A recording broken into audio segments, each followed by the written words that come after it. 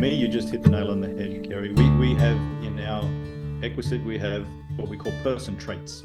We've got 13 of them. And the very first row, they're a spectrum. The very first row in the center is open-minded. And this is what you're talking about with intuition and discernment, for me, is open-minded.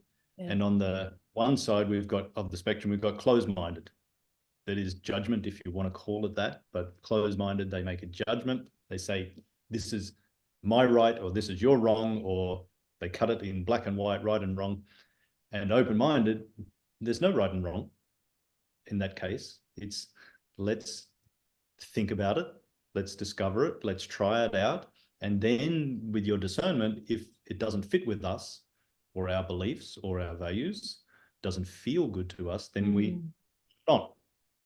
So it's not wrong, not right. And this is what we really try to do with the horses and the people is there is no right and wrong. There is no black and white. So one side we've got closed-minded, centered, we've got open-minded. On the other side, we've got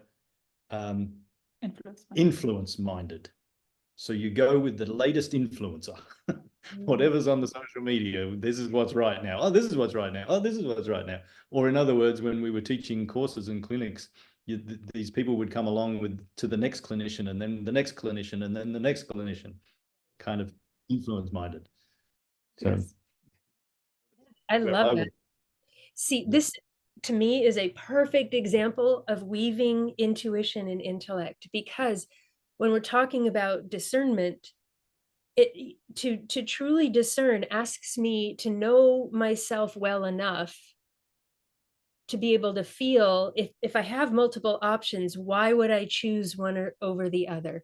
I have to have some sense of my sense that would make me say, well, green instead of purple, right? Or, this horse instead of that horse, or we're going to go with this contractor and not that contractor, or we're going to spend our money this way first before that. It asks me to have some sense of what's going on.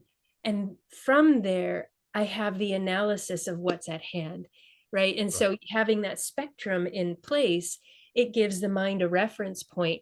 But when the mind is working in service to the heart is going to say, well, I feel less conflict in this direction. I feel more conflict in that direction, right? So that to me is a beautiful example of having the mind in service to the heart.